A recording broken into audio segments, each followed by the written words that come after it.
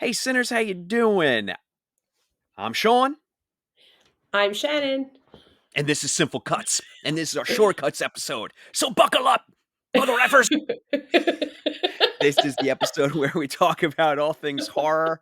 We are going to give you some movie birthdays. We're going to give you some streaming. We're going to give you some. We're actually sorry, Sinners, you're getting 0 movies this week.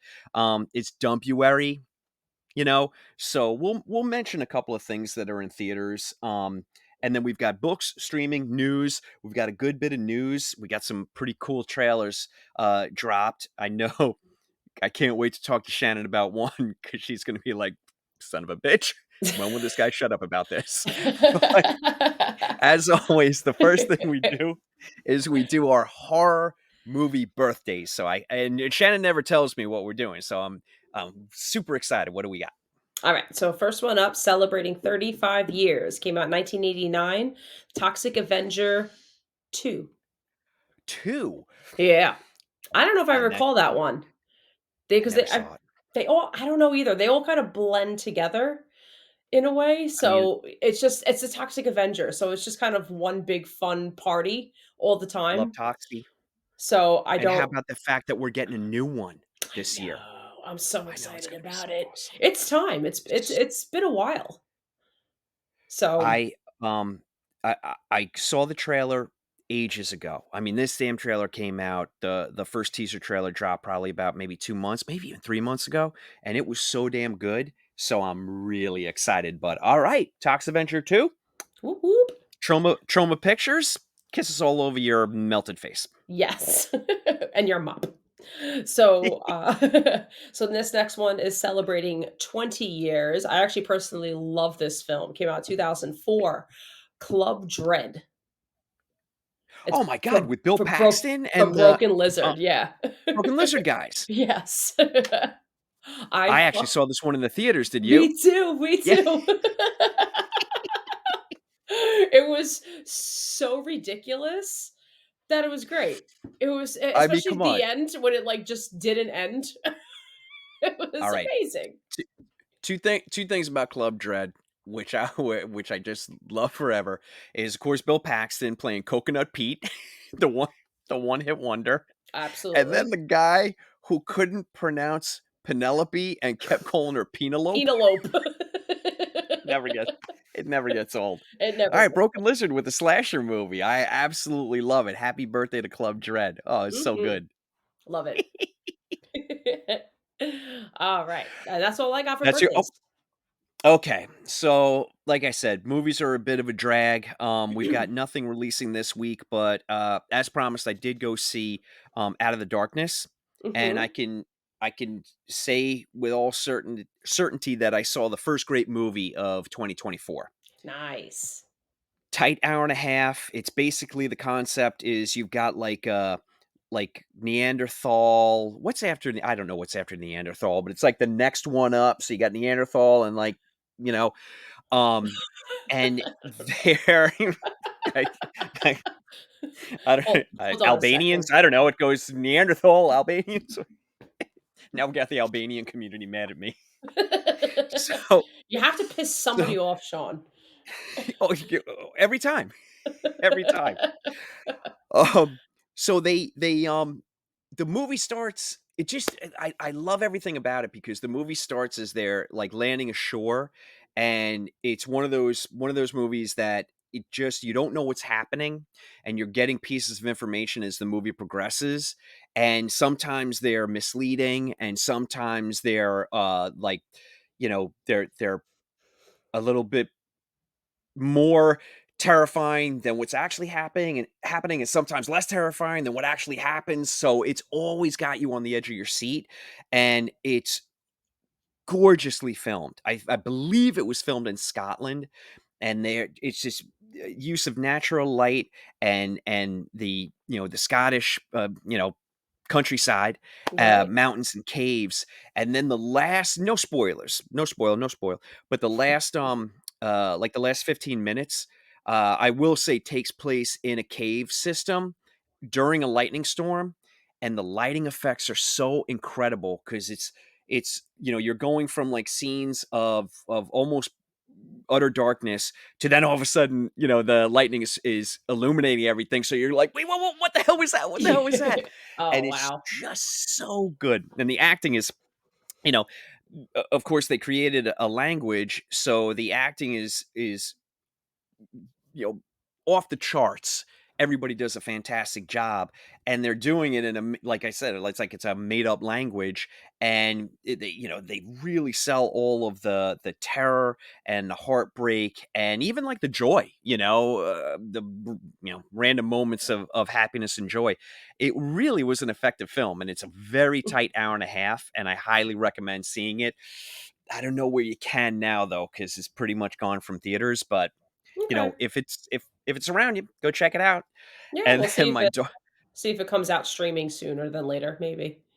yeah, my daughter, Reagan, I know she wants to go see Lisa Frankenstein, which I really want to go see as well, but she happened to get tickets from Madam Web, and Okay. let's like, this podcast is not about putting the boots to any movie, so let's go to streaming.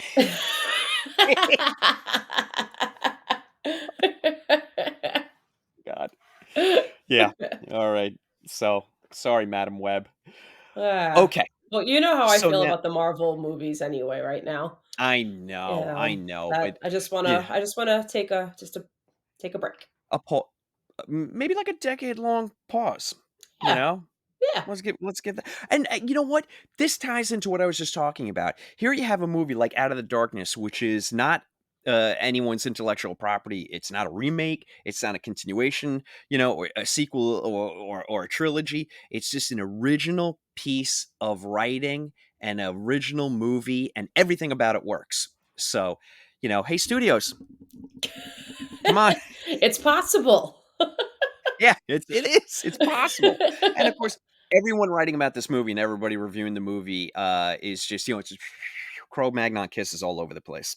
So, I think what I'm gonna do is let's go to streaming real quick because there's not a whole hell of a lot, and then I'll do books. So for streaming, got a movie called Monolith, which has, and because I suck at my job, I did not, write the actor's name down, but she was the sister in Evil Dead Rise. Not the one who Okay, turns into a deadite, the other one. the other And sister, okay, she's incredibly good in that, and she is getting really solid praise for this movie Monolith, which is on okay. VOD. I think the concept of this is that she is kind of like a disgraced podcaster. Hope that never happens to us. I mean, after my Albanian comment, who knows? But she's a disgraced podcaster, and she kinda happens upon a conspiracy theory, and she kinda goes down the rabbit hole with it, and it's a one-setting movie, and it's basically just all her, but I'm hearing it's crazy effective, and it's really ratchets up the tension, Okay. and I can't wait to see it. So I'm gonna check that one out this weekend. That's Monolith, and like I said, that's on VOD. Then, we have History of Evil drops on the 23rd on Shudder, and, this one is about, like, the country has turned into, like, kind of like a, evangelical fascist nation, which might be next Wednesday, but, Mhm. uh, the this family is trying to escape it, and, of course, they take refuge in, I believe what turns out to be a haunted house. So it's like things aren't Okay. bad enough. Now they have this to contend with. So that's on Shudder. And then I wanted to mention, because this surprised me, did you know that Thanksgiving is on Netflix? I just found that out. Like, what the hell? I just found that out. Yeah. So I'm it's, I'm yeah. I haven't got to watch it yet, though. I'm scrolling around for stuff to watch, and it wasn't even, like, in the main section, like, "Hey, you might be interested in this," or, "This is, new th" I guess it was on the new this week, but, like, I had to dig pretty deep before I saw this. So Oh, I really? was all Yeah, I got it came up on the, just dropped this week. Yeah, oh, what's new okay. this week. I saw it, but I just saw it yesterday. Guess my my Netflix hates me. So it buried it deep. And then I wanted to bring up, for Shudder in March, of course, it's still February, but Shudder in March, Mhm. they're gonna have Satanic Hispanics. and they're gonna have a movie called Ghostwatch from the '90s. Have you ever seen Ghostwatch? No. Oh, Shannon, you gotta check out Ghostwatch. Okay, I don't know if I've ever heard of it. It's one of Ghost these, Watch. it was, released by the BBC. It's one of these made-for-TV movies that just happens to be crazy effective. Okay. Crazy, crazy effective. So, yeah, I mean, when you're talking about, like, made-for-TV movies, either here in the States or abroad, Ghostwatch always comes up because 'cause they're like, "Oh, yeah, that one's a banger." So Okay. oh, alright, which leads me into this is completely off topic, but have you ever watched the series called, Inside Number 9? No. Okay. You gotta Inside number check out 9. Sinners, you as well. I'm looking at you, Sinners. Your homework for next week is check out the series Inside Number 9. It's Reese Shearsmith, and because like I already said, I suck at my job. I cannot remember the other gentleman's name, but it's an anthology series, and each season has maybe about like 9 episodes, Okay. and they're all different. They all involve the number 9 in some way, shape, or form, but they're all very they lean heavily into horror, and it's very Twilight Zone mixed with Hammer House of Horror, mixed with like just crackerjack writing. So Sinners, I'd like to help you more. I know that for a moment it was on Hulu. I know for a fact that it is on BBC. It's Maybe on not BBC BritBox. America. What's Yeah, sorry, thank you, Yeah, Britbox. BritBox. I just looked it up. Okay. It's so worth your time. Okay. I So, never even I heard of the this. well, the reason I 2014. thought yeah, yeah, and I think they're on maybe their 5th, season, maybe 5th or 6th season now.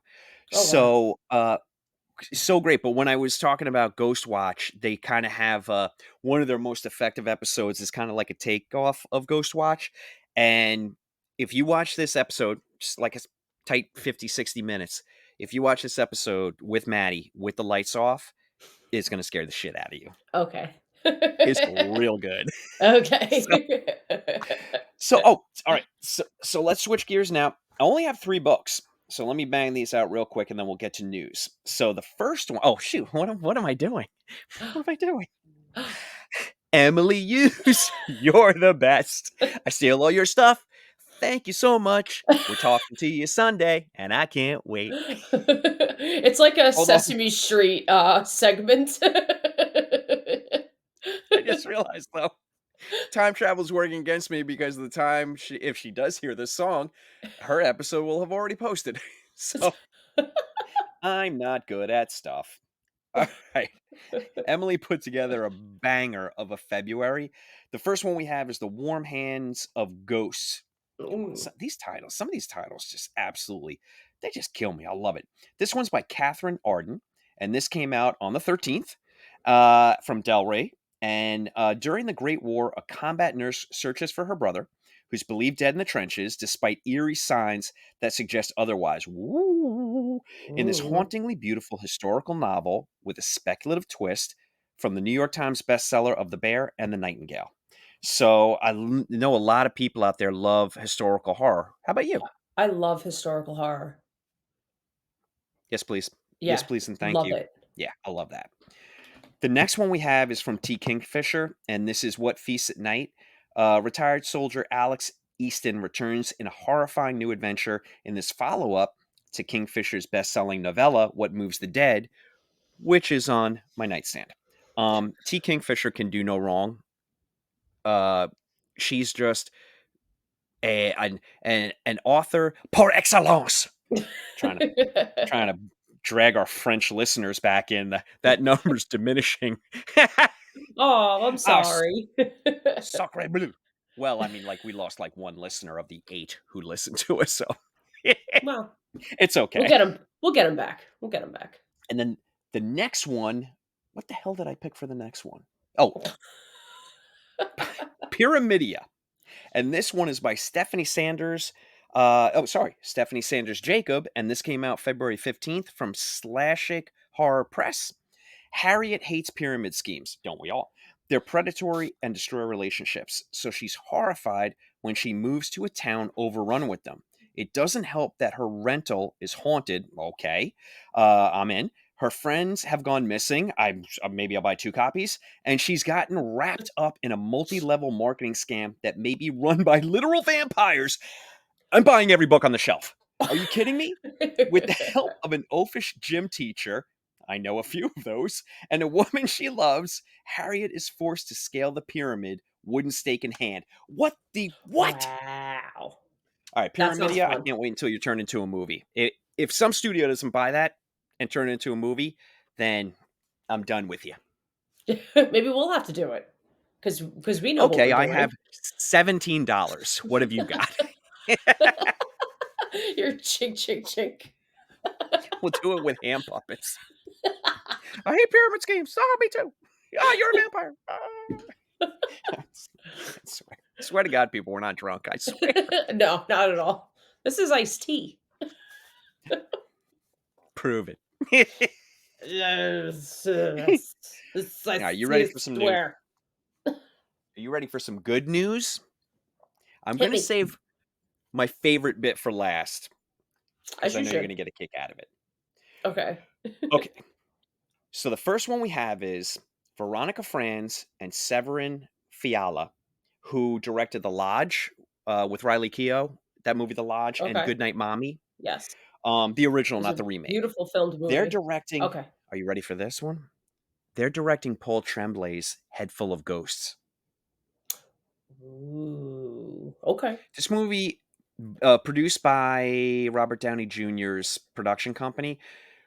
I've been following this movie trying to get off the ground for years now. I mean, it's literally been years, maybe 6 years they've been trying to make this movie.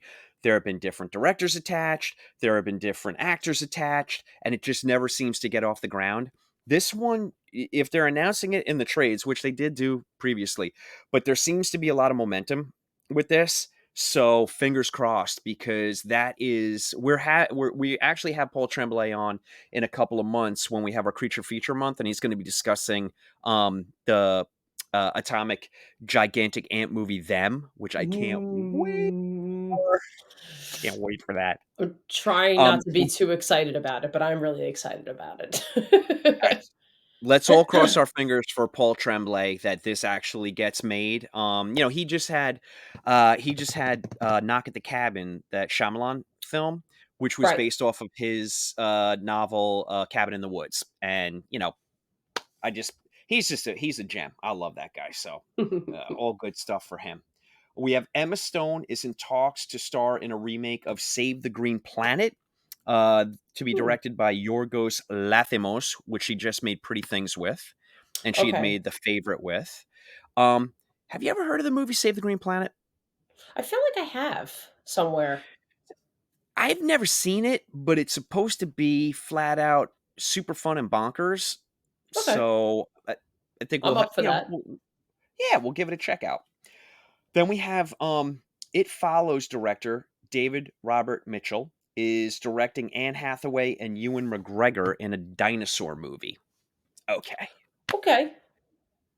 Sure. All Okay. right. Like I'm not going to buy a ticket to that, you know? Okay. Yeah. Sign The me guy up. who did It Follows is going to make a dinosaur movie. Sure. All right. I'm there. Um okay. Now this one's interesting because we did Wrong Turn. Now this is the director Mike Nelson of the Wrong Turn remake, which we both liked. Yeah, I really liked it. Yeah, we both like. So he is Yeah. directing Jessica Roth of Happy Death Day fame Right. in a horror movie or a thriller. I'm not quite sure which one we're getting, but it takes place in the rainforest, which I find incredibly exciting. Okay. Trying to think of the It last feels. rainforest movie I've ever seen. How about the movie The Perfect Getaway with Steve Zahn and Timothy Oliphant? Oh, I never saw that. But I don't know that it's. I mean, it's kind of rainforesty. It takes place in Hawaii. I mean, I guess we'll call it like a bit of the jungle, but Okay. it is a pretty good genre movie. and, yeah, I recommend it. It's a fun hang. I wanna say probably the last one might have been, like, The Green Inferno for me, Oh, crap. Ooh, as far as ooh. rainforest. Well, was that really a rainforest? Yeah. I mean, Yeah, yeah. it was, right? Yeah. Yeah. So I would say that's the last one. Okay. Okay. That one upset me. Okay. That I'm thinking that in real time, like, how often I really don't end up seeing rainforest movies. I guess they don't come out that often. I mean, I should qualify that. That one upset me, and that's a me problem. It's had nothing to do with Eli Roth. He made the movie he wanted to make, it just wasn't for me, but he Yeah. definitely made the movie he wanted to make. Cannibal Um, Holocaust was enough, I guess.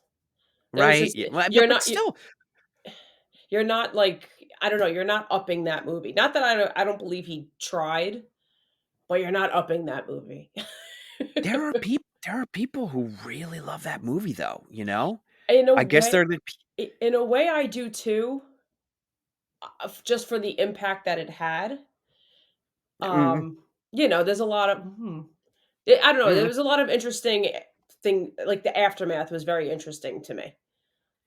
I Um, mean, look, the of the subgenre of, like, Italian gore fest movies that are Cannibal Ferox, Cannibal Holocaust, now Green Inferno, I mean, Mhm. it fits comfortably in there, you know? Yeah, yeah, yeah, it's So, like in a one big yeah, canopy. Yeah. yeah, canopy of death. Okay, then Canopy we of have cannibals. exciting news for me, and I hope for you too, because I love Oh, creature feature, and I think you do mhm, as well. I do. We've got Nick Cage's movie, Acadian, um, hits theaters this April, so we're gonna get that movie in a month and a half. I know nothing about it other than it's a creature feature, but Nick Cage, creature feature, it's worth a watch, you Okay. know? Yep. Okay, I mean, we'll cool. see him in Then we anything at have this point.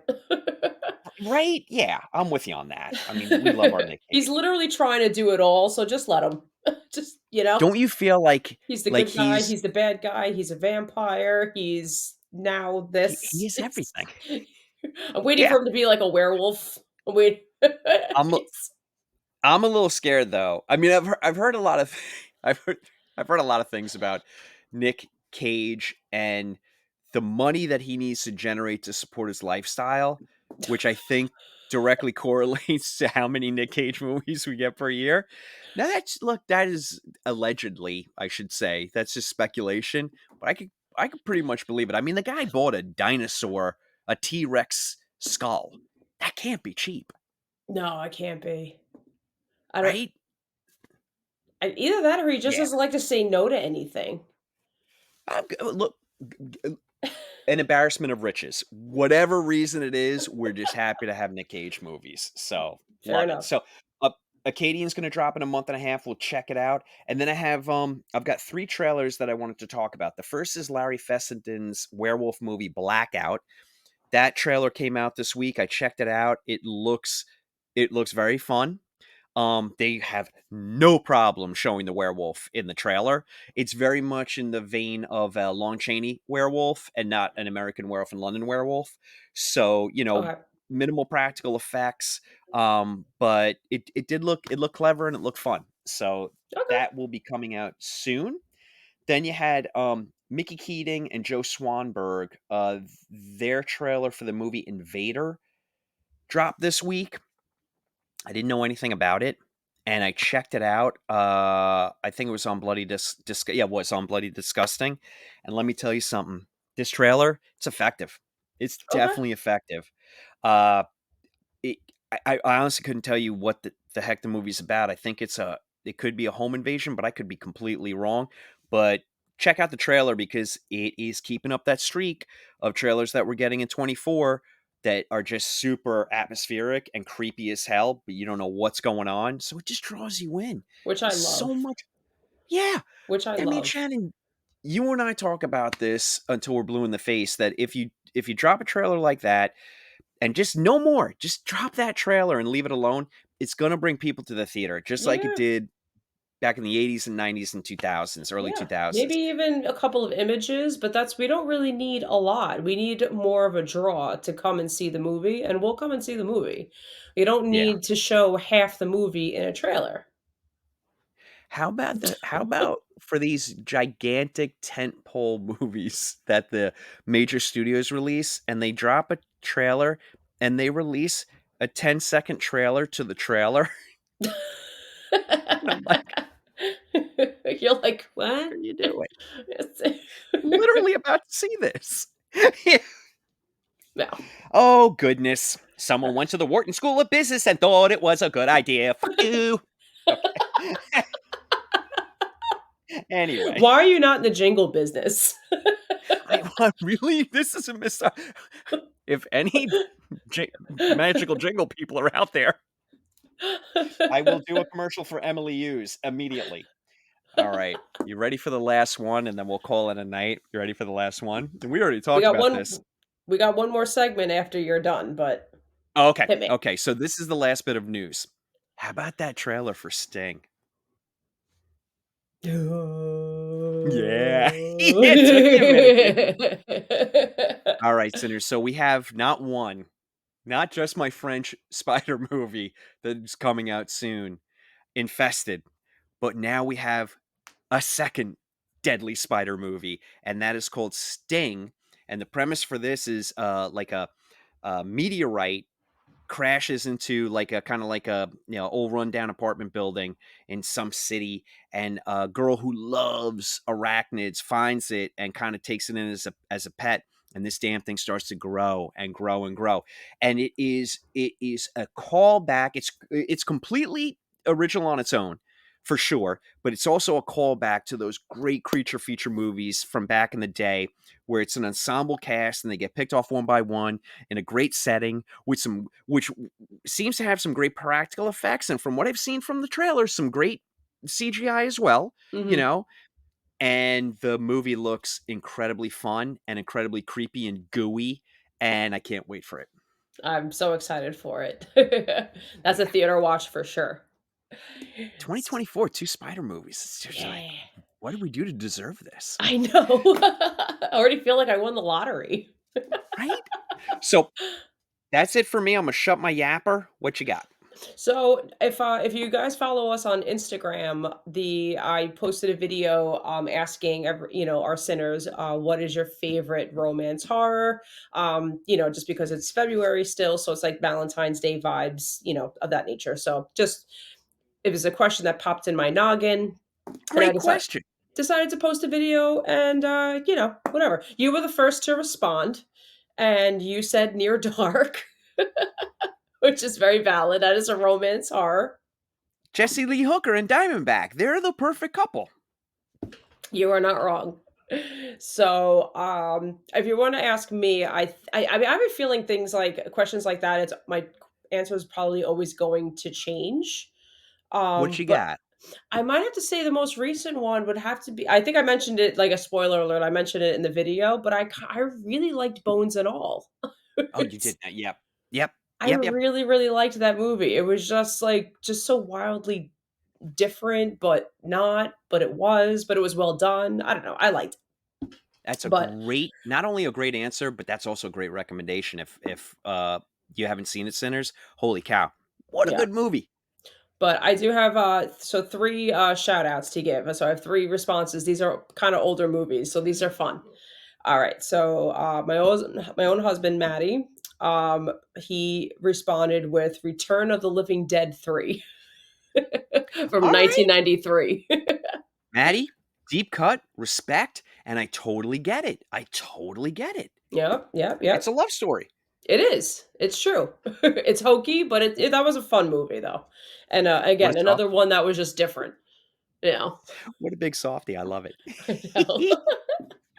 All right. So our friend Large Anthony, so this might be he did admit that this is kind of a weird response, but I think I kind of get where he's coming from. So he put 2008's The Strangers, because I know it was so because I basically because I thought I guess the event happened to a couple, so it was not the experience they were looking for, but an Hey, experience they got.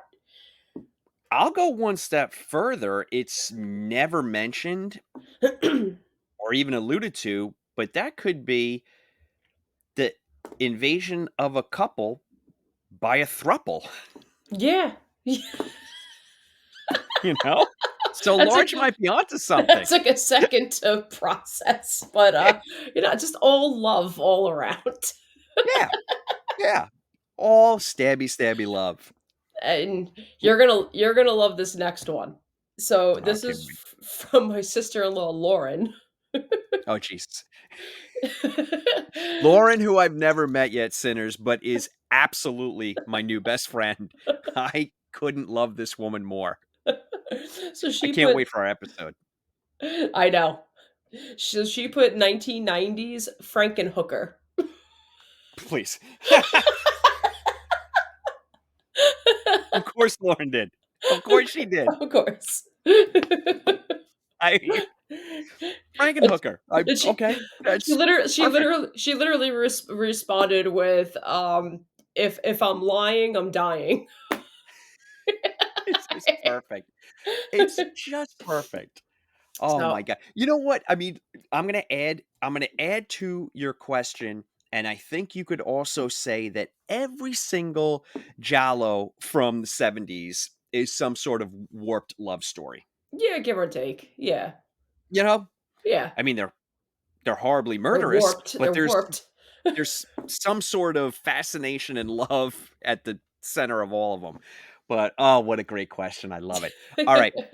You and I are going to do something now that we have both said that we have gotten terrible at, so we're going to correct that, and we're going to tell everybody where the hell to review us and to rate us and to follow us on social media. So let's start with the basics. You can listen to us on every audio streaming platform you can listen Mhm. to us on. You've got your iTunes, your Amazon Music, and your Spotify's, and your Apple Music, and your Stitcher, and your iHeartRadios. And you can even go to acast.com and you can find us there. Or just Google Sinful Cuts Podcast.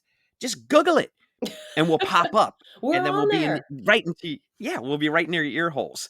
And we also have a website, which is sinfulcuts.com. And you can check out our episodes there as well if you'd like to listen on your computer. Mhm.